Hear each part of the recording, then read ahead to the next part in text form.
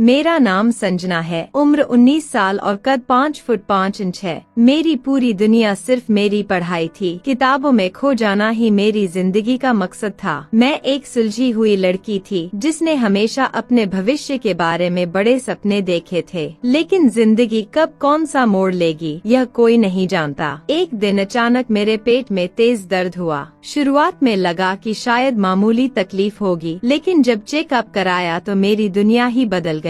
मुझे बताया गया कि मैं गर्भवती थी। यह सुनते ही मेरा दिल जोर जोर से धड़कने लगा और मेरी आंखों के आगे अंधेरा छा गया। मुझे समझ ही नहीं आया कि यह कैसे हुआ। जब यह बात पापा को पता चली तो उन्होंने मुझसे कुछ नहीं पूछा, कुछ नहीं कहा, बस अपनी इज्जत और समाज की बदनामी के डर से मेरी शादी हमारे घर के नौकर से करवा दी। वह लड़का जिसे मैं ठीक से जानती तक नहीं थी। मुझे समझ नहीं आया कि मेरी क्या गलती थी, क्यों मेरे साथ ऐसा हुआ। लेकिन पापा का फैसला पत्थर की लकीर था और मेरी आवाज किसी को सुनाई नहीं दी। शादी के 7 महीने बाद जब मैंने एक बच्चे को जन्म दिया तो मेरी सांसें थम सी गयीं, क्योंकि बच्चा मैं देखती रह गई। यह बच्चा मेरा कैसे हो सकता था। मैं तो कभी किसी के करीब गई ही नहीं थी। मैं सदमे में थी, लेकिन मेरे पास कोई जवाब नहीं था, न ही कोई सहारा था। मुझे याद है माँ के गुजर जाने के बाद से पापा बहुत बदल गए थे। अब उनमें वह प्यार और ममता नहीं रही थी जो कभी उनके चेहरे पर दिखती थी।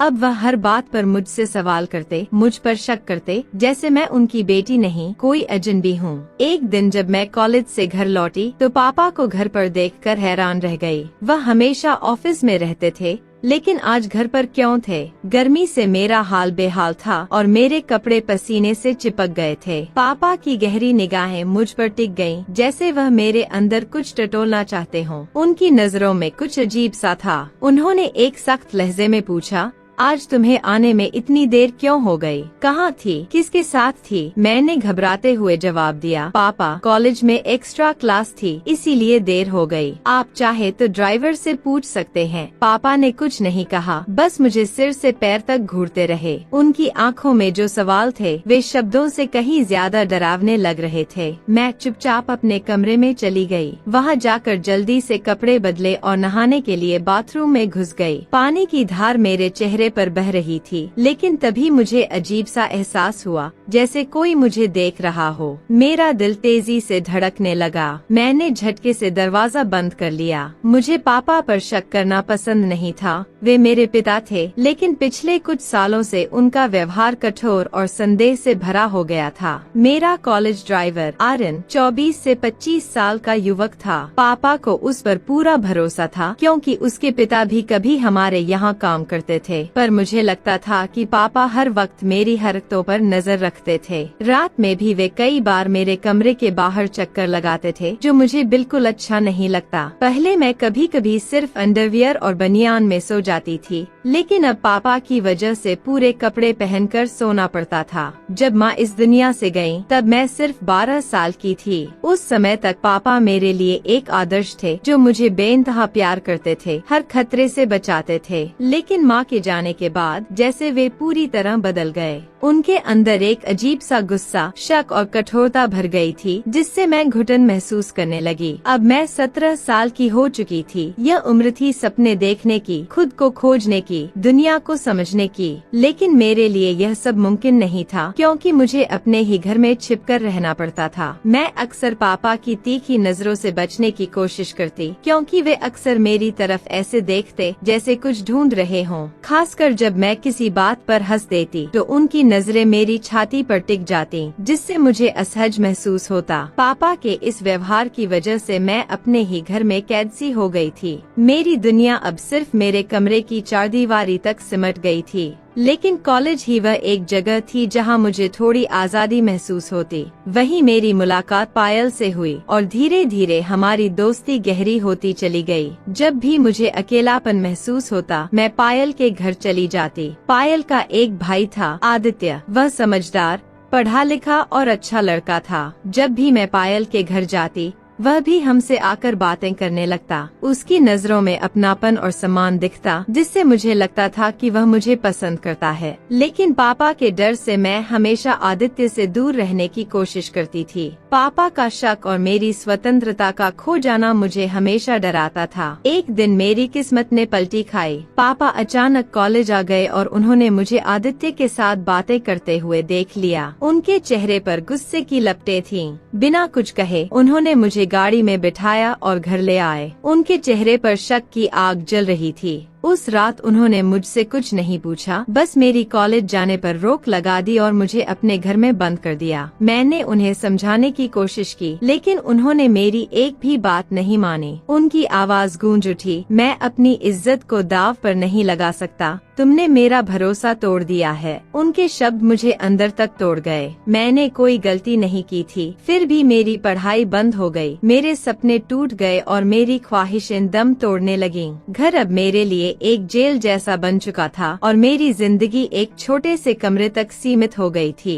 मैं अक्सर सोचती थी, अगर पापा को ही मुझ पर भरोसा नहीं है तो मैं इस दुनिया से और क्या उम्मीद कर सकती हूँ। हमारे पास धन दौलत की कोई कमी नहीं थी, लेकिन जो कमी थी वह थी विश्वास की। इसी बीच एक दिन हमारे घर अशोक अंकल आए, जो पापा के पुराने दोस्त और बिजनेस पार्टनर थे। वह अक्सर हमारे घर आते रहते थे। जैसे ही उन्होंने मुझे देखा, वह मुस्कुराए और बोले, संजना, पढ़ाई कैसी चल रही है? उनका यह सवाल सुनते ही मेरी आंखों में आंसू आ गए। मैंने बिना रुके अपना सारा दर्द उन्हें सुनाया। वह मेरी बात ध्यान से सुनते रहे और फिर बोले, चिंता मत करो बेटी, मैं तुम्हारे पापा से बात करूंगा, तुम्हारी पढ़ाई फिर से शुरू करवा दूंगा। उनके शब्दों ने मुझे थोड़ी राहत दी और मुझे लगा कि शायद अब मेरी जिंदगी फिर से ठीक हो जाएगी। लेकिन मुझे नहीं पता था कि मेरी जिंदगी में अभी और बड़े तूफान आने वाले थे। 2-3 दिन बीते ही थे कि एक रात जब मैं गहरी नींद में सो रही थी, तभी अचानक पापा मेरे कमरे में आ गए। उस समय मेरा फोन बज रहा था और उन्होंने बिना पूछे ही उसे उठा लिया। स्क्रीन पर आदित्य का नाम चमक रहा था। असल में पायल ने आदित्य को बताया था कि पापा ने मेरी पढ़ाई रुकवा दी थी और उसे इस बात का बहुत अफसोस था। वह सिर्फ माफी मांगने के लिए फोन कर रहा था, लेकिन पापा ने फिर से गलत समझ लिया। अब उन्हें पूरा यकीन हो गया कि मेरा आदित्य के साथ कोई गंभीर रिश्ता है। उस रात के बाद पापा ने न सिर्फ मेरा फोन छीन लिया, बल्कि मुझे कमरे से बाहर निकलने से भी रोक दिया। मैं एक पिंजरे में कैद चिड़िया की तरह हो गई, जिसकी जिंदगी पर किसी और का कंट्रोल था। लेकिन जो हुआ वह तो मेरे लिए सबसे बड़ा सदमा था। एक रात जब मैं सो रही थी, पापा अचानक मेरे कमरे में आए। मैंने जैसे ही आंखें खोली, देखा कि वह मेरे सिरहाने खड़े हैं। उनकी आवाज बर्फ की तरह ठंडी थी। आज से तुम मेरे कमरे में सोया करोगी। मेरा दिल धक धक करने लगा। उनके शब्दों ने मेरे अंदर एक अजीब सा खौफ भर दिया। मैं स्तब्ध रह गई। पापा के साथ सोना, यह कैसी बात थी? मैं अब 17 साल की हो चुकी थी और पापा की नजरें, उनकी हरकतें, उनका मुझे देखने का तरीका, अब मैं सब समझने लगी थी। उनका मुझे घूरना, उनकी बातों का अंदाज, सब कुछ साफ हो चुका था। मैंने हिचकिचाते हुए कहा, पापा, मैं अपने कमरे में ही ठीक हूँ। लेकिन मेरी बात सुनकर वह गरज उठे, रात के वक्त तुम्हारे कमरे में कौन आता है? उनकी बात सुनकर मेरी आंखों में आंसू आ गए। मैं रोते हुए बोली, एक बार मुझ पर भरोसा कर लो। लेकिन पापा ने सख्ती से कहा, जितना भरोसा करना था कर लिया, अब तुम मेरे कमरे में ही सोओगी। उस दिन के बाद से पापा ने मुझे अपने कमरे में सुलाना शुरू कर दिया। धीरे धीरे 3 महीने बीत गए, लेकिन यह समय मेरे लिए किसी जेल से कम नहीं था। हर रात मैं घुटन में गुजारती, पर मेरे पास कोई चारा नहीं था। फिर अचानक मेरी तबीयत खराब होने लगी। सिर भारी रहता, चक्कर आते और कभी कभी चलते चलते गिर भी जाती। जब पापा ने मेरी हालत देखी तो उनकी आंखों में शक की एक अजीब चमक आ गई। वह मुझे घूरते हुए बोले, अब सब साफ हो गया, तुम प्रेग्नेंट हो। कॉलेज में उस लड़के के साथ जो कुछ भी कर रही थी, उसका नतीजा सामने आ गया है। उनकी बात सुनकर मेरे पैरों तले जमीन खिसक गई। मेरा दिल तेजी से धड़कने लगा। मैंने चिल्लाकर कहा, पापा, मैंने कुछ गलत नहीं किया। लेकिन वह मेरी एक भी बात सुनने को को तैयार नहीं थे। गुस्से में उन्होंने कमरे का सामान तोड़ना शुरू कर दिया और चिल्लाए, तुमने हमारे खानदान की इज्जत को मिट्टी में मिला दिया है। अब हमें समाज में सिर उठाकर जीने का हक नहीं बचा। मेरा पूरा शरीर कांपने लगा और मैं समझ नहीं पा रही थी कि अपनी सफाई कैसे दूं। उसी समय पापा ने अशोक अंकल को फोन करके घर बुला लिया। जब वह आए तो पापा ने बिना सच्चाई जाने मुझे दोषी ठहरा दिया। अशोक अंकल ने मेरी तरफ घृणा से देखा और कहा, संजना, पहले मुझे लगता था कि तुम्हारे पापा को सिर्फ गलतफहमी हो रही थी, लेकिन अब तुम्हारी वजह से तो उनका नाम भी खराब हो गया। उनकी बातें सुनकर मेरा दिल टूट गया। मैंने हिम्मत जुटाकर कहा, अंकल, मैंने कुछ गलत नहीं किया, लेकिन कोई मेरी बात पर यकीन करने को तैयार नहीं था। अशोक अंकल ने पापा के कान में कुछ कहा, फिर उन्होंने कहा, इसका एक ही हल है, इसे चुपचाप किसी से शादी करवा दो। इससे तुम्हारी बदनामी भी नहीं होगी और लड़की को भी नाम मिल जाएगा। दोनों यह बातें कर ही रहे थे कि तभी नौकर आर्यन चाय लेकर आ गया। पापा की नजरों में एक अजीब सी चमक आ गई, जैसे उनके दिमाग में कोई खतरनाक योजना बन रही हो। उन्होंने बिना किसी हिचकिचाहट के आर्यन से पूछा, क्या तुम संजना से शादी करोगे? पापा की बात सुनकर मैं चौंक गई और दिल की धड़कन तेज हो गई। मैं पापा को अविश्वास भरी नजरों से देखने लगी। क्या सच में पापा मेरी शादी एक नौकर से करवाने की सोच रहे थे, और वह भी बिना मेरी गलती के? मैंने हकला कर कहा, पापा, आप क्या कह रहे हैं? मैंने कुछ गलत नहीं किया। लेकिन पापा के चेहरे पर कोई पछतावा नहीं था। आर्यन भी सन्न रह गया। डरते हुए उसने कहा, साहब, आप कैसी बातें कर रहे हैं? मैं संजना से शादी कैसे कर सकता हूँ? वह तो मेरे लिए मालिक की बेटी है। पापा ने उसकी बात अनसुनी कर दी और धीरे से उसके कंधे पर हाथ रखकर बोले, अगर तू इसे अपनी पत्नी बना ले तो तेरी पूरी जिंदगी बदल जाएगी। तेरे माँ बाप को किसी चीज की कमी नहीं होगी और तेरा पूरा भविष्य सुरक्षित हो जाएगा। पापा के शब्दों में लालच था, धमकी भी थी और मजबूरी भी। आर्यन कुछ देर तक चुप रहा, शायद सोच रहा था कि क्या करें। फिर धीरे से उसने सिर झुका लिया और कहा, ठीक है साहब, अगर यही आपकी मर्जी है तो मैं तैयार हूँ। मेरी आंखों के सामने अंधेरा छा गया। मुझे अपनी जिंदगी खत्म होती हुई महसूस हुई। अगले ही दिन बिना मेरी रजामंदी के मेरी शादी आर्यन से कर दी गई। मैं एक कठपुतली की तरह थी, जिसे उसके पिता ने बिना उसकी अनुमति के किसी और के हाथों में सौंप दिया। शादी के बाद पापा ने आर्यन को एक आलीशान फ्लैट गिफ्ट में दिया और कहा, अब यह तुम्हारी जिम्मेदारी है, इसे अच्छे से रखना। आर्यन मुझे लेकर फ्लैट में आ गया, लेकिन मैं पूरी तरह टूट चुकी थी। मैंने आर्यन से साफ साफ कह दिया, यह शादी सिर्फ नाम की होगी। तुम मेरे पति तो बन गए हो, लेकिन मैं तुम्हें वह हक कभी नहीं दूंगी। हम अलग अलग कमरों में रहेंगे और हमारी बातचीत सिर्फ जरूरत तक सीमित रहेगी। आर्यन ने मेरी तरफ देखा। उसकी आंखों में कोई लालच नहीं था, बस एक गहरी समझ और दर्द था। उसने मुस्कुरा कर कहा, मुझे कोई शिकायत नहीं संजना, मैं सिर्फ चाहता हूँ कि तुम खुश रहो। समय बीतता गया। आर्यन एक अच्छा इंसान साबित हुआ। उसने कभी मुझसे कोई जबरदस्ती नहीं की, न ही कोई सवाल पूछा। यहाँ तक कि उसने मेरे पेट में पल रहे बच्चे को लेकर भी कोई सवाल नहीं किया। वह चुपचाप अपने काम में व्यस्त रहता, लेकिन जब भी मुझे उसकी जरूरत होती, वह बिना किसी सवाल के मेरे पास खड़ा होता। लेकिन मुझे यह पूरा यकीन था कि यह सब मेरे साथ पापा ने किया है।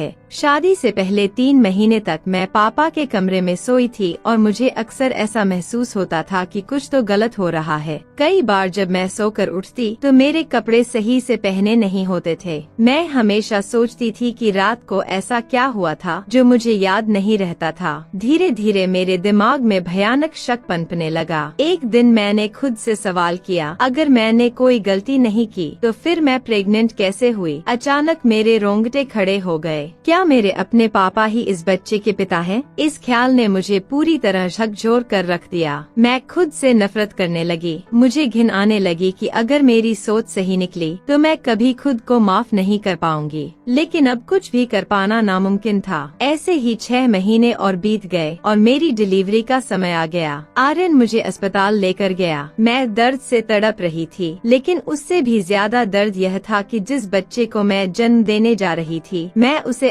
अपनाने के लिए तैयार नहीं थी। डॉक्टर ने जैसे ही बच्चा मेरी ओर बढ़ाया, मैंने अपना मुंह फेर लिया। मैं उसे देखना भी नहीं चाहती थी, क्योंकि उसी बच्चे की वजह से मेरी पूरी जिंदगी बर्बाद हो गई थी। मैं उसे प्यार कैसे कर सकती थी? लेकिन आर्य ने जब यह देखा तो उसने प्यार से बच्चे को अपनी गोदी में उठा लिया। उसकी आंखों में एक पिता की ममता साफ दिख रही थी। उसने बच्चे को चूमा और कहा, चाहे यह मेरा खून ना हो, लेकिन यह मेरी जिंदगी है। मैंने हैरान होकर उसकी ओर देखा और धीरे से पूछा, आर्यन, तुम कैसे एक नाजायज बच्चे को इतने प्यार से अपना सकते हो, जबकि तुम्हें पता है कि यह तुम्हारा नहीं है? आर्य कुछ देर चुप रहा, फिर मेरी आंखों में झांकते हुए बोला, संजना, मैं तुमसे बहुत प्यार करता हूँ और तुमसे जुड़ी हर चीज से मुझे उतना ही प्यार है। तुमने इसे जन्म दिया है, इसलिए यह बच्चा मेरे लिए किसी और के बच्चे जैसा नहीं, बल्कि मेरा ही है। यह सुनकर मैं दंग रह गई। मेरी समझ ही नहीं आया कि क्या कहूँ। आर्य की आंखों में गहरी संजीदगी थी।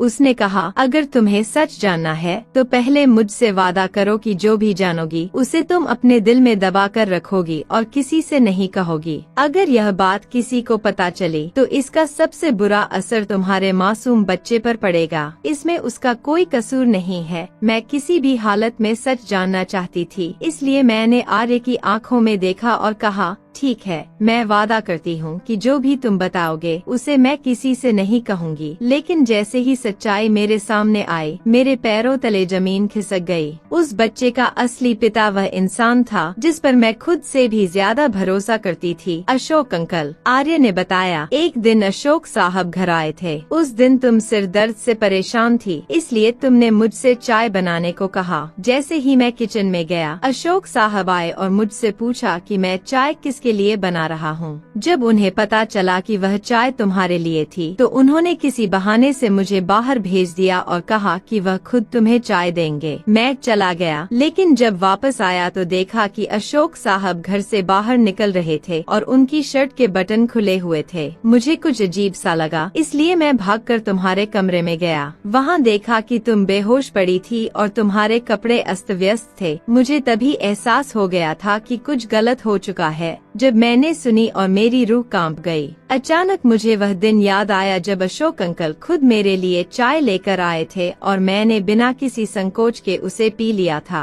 मुझे क्या पता था कि जो व्यक्ति मेरे पिता जैसा था वही मेरे साथ इतना घिनौना काम करेगा। चाय पीते ही मुझे गहरी नींद आ गई थी। शायद मैं बेहोश हो गई थी। आर्य ने आगे कहा, मुझे कुछ गलत होने का शक हुआ था, इसलिए मैंने अपना काम छोड़कर जल्दी घर लौटने का फैसला किया। लेकिन जब तक मैं पहुंचा, अशोक अंकल अपना घिनौना काम कर चुके थे। मैं तुम्हारे कमरे में गया, तुम्हें ढका और तुम्हारे कपड़े ठीक किए। तभी से मुझे तुमसे प्यार हो गया था। मुझे ऐसा लगा जैसे मेरा दम घुट रहा हो और मेरे दिल में बस एक ही सवाल था, क्या मेरे पापा को कभी यह सच पता चलेगा? वह इंसान जो मेरे पापा को मुझसे दूर करने की कोशिश कर रहा था, वह उनका सबसे भरोसेमंद दोस्त था। मैंने आर्यन की ओर देखा और कहा, अब तुम्हें यह सच्चाई पापा को बतानी होगी। उन्होंने हमेशा मुझ पर शक किया, लेकिन असली दोषी तो कोई और था। कम से कम अब उन्हें पता चले कि उनकी बेटी निर्दोष थी। आर्य ने बिना वक्त गवाए पापा को फोन किया और उन्हें तुरंत बुला लिया। जैसे ही पापा आए, आर्य ने सारी सच्चाई उनके सामने रख दी। पापा की आंखों में पछतावे के आंसू थे। वह मेरे सामने हाथ जोड़कर फूट कर रोने लगे। संजना, मुझे माफ कर दो। मैंने अपनी ही बेटी पर भरोसा नहीं किया और तुम्हें गलत समझा। अगर यह बच्चा ना होता तो मैं अभी ही अशोक को जेल भेज देता, लेकिन अब मेरी हिम्मत नहीं है कि मैं दुनिया के सामने यह सच लाऊं। पापा ने उसी समय अशोक से हर रिश्ता तोड़ दिया और मुझे और आर्यन को अपने साथ घर ले आए। उस दिन मुझे एहसास हुआ कि भरोसा सबसे महत्वपूर्ण चीज है। अगर पापा ने मुझ पर भरोसा किया होता तो मुझे यह सब सहन नहीं करना पड़ता। मैंने और आर्यन ने एक दूसरे से वादा किया कि हम अपने बच्चों की बात हमेशा सुनेंगे, उन पर भरोसा करेंगे ताकि कोई और संजना कभी ऐसी तकलीफ ना झेले। इस कहानी से हमें यह सीखने को मिलता है कि औरत कोई वस्तु नहीं है जिसे समाज की इज्जत के नाम पर किसी के भी हाथों में सौंप दिया जाए। किसी भी लड़की की जिंदगी पर उसका अधिकार सिर्फ उसी का होता है न कि किसी और का। समाज का डर हमें हमारी सच्चाई से भागने पर मजबूर कर सकता है, लेकिन सच्चा प्यार, आत्मसम्मान और हिम्मत ही हमें आगे बढ़ने की ताकत देते हैं। अगर आप कभी किसी ऐसी स्थिति में फंसे हों, तो याद रखें, आपकी आवाज मायने रखती है। आपकी जिंदगी आपकी अपनी है। कोई भी रिश्ता जबरदस्ती का नहीं होना चाहिए। अगर आप किसी अन्याय का सामना कर रहे हैं, तो अपनी आवाज उठाने की हिम्मत जुटाइए। जिंदगी प्रेम और सम्मान के प्रतीक है, इसलिए कभी भी हिम्मत न हारें। अपनी सच्चाई का सामना कीजिए और कभी भी खुद को अकेला मत समझिए। दोस्तों, अगर आपको यह कहानी पसंद आई हो, तो इसे ज्यादा से ज्यादा शेयर करें, लाइक करें और मेरे चैनल को सब्सक्राइब करें।